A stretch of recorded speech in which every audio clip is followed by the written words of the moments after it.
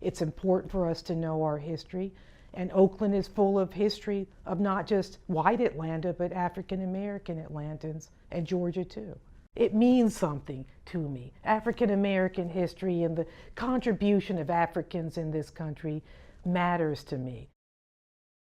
The African American grounds, being a part of Oakland Cemetery, needs to be restored like the rest of Oakland Cemetery, and it needs to be maintained and cherished. And there's a lot there, a lot of work to be done.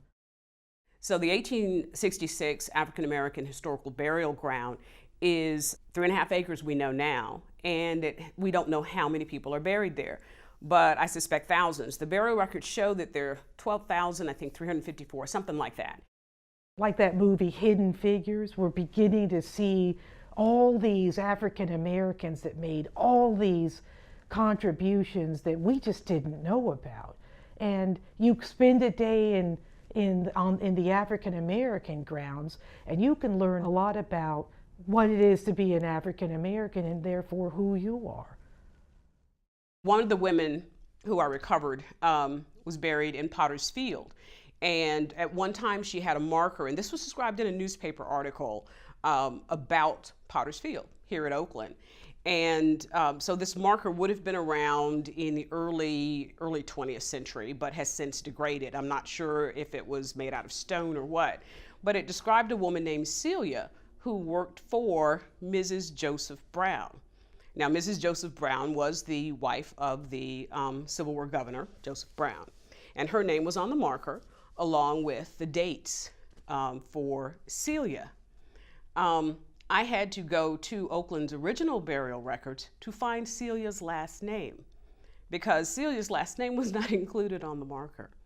But it indicated that, the marker did indicate that she worked for Mrs. Joseph Brown and was a faithful servant for her.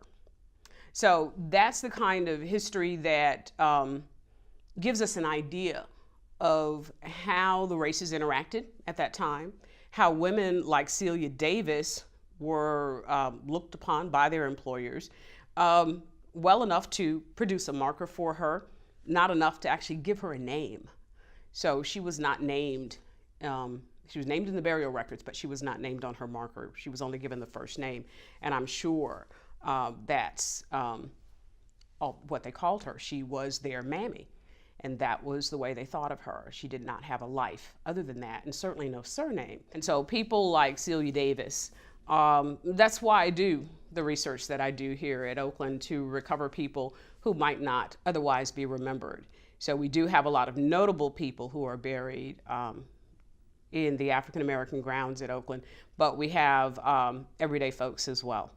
The African American grounds has only had minor repair work done in the past 100 years. There's never been a widespread or large-scale restoration of this area.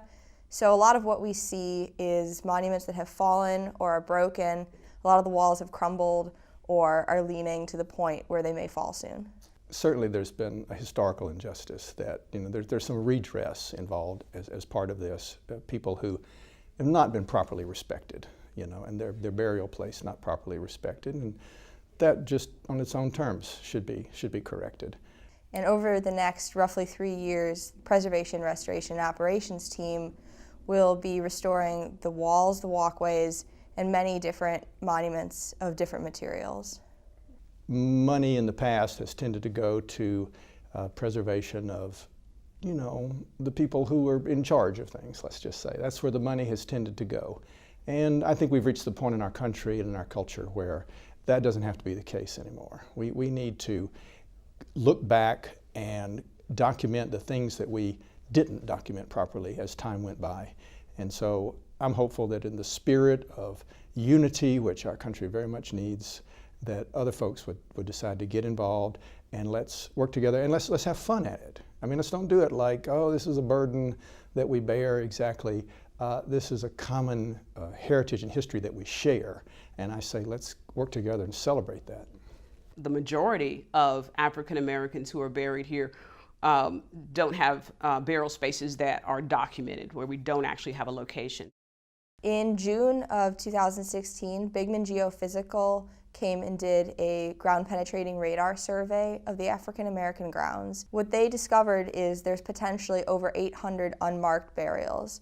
They marked all of these with metal pins and flags so that we could identify them later. When they put all those little orange flags on the corner of each one of those sites, and you looked out on that field and you saw those orange flags, I mean, you'd have to have a heart of stone not to have been moved almost to tears by seeing that. And so that's just on an emotional level. I think people can connect with what's being done. And I'm proud of Oakland for taking this on. And I do want to say that I hope that it's not just black people that are going to be contributing to this, it's white people too. Because I think like black should contribute to the Jewish section, and I just believe in everybody making sure that the history of this state and of this city is heard in all the little different sections, because we're really all one. Historic Oakland Foundation must raise over $300,000 in order to fully restore Oakland Cemetery's African American grounds. In order to do this, the foundation needs the help of private and public funders, community partners, and individuals interested in supporting this cause. Every dollar makes a difference, and you can contribute. It's easy to give to Oakland Cemetery online or in person at our Visitor Center and Museum shop. Please visit www.oaklandcemetery.com for more information on how you can be a part of our restoration efforts.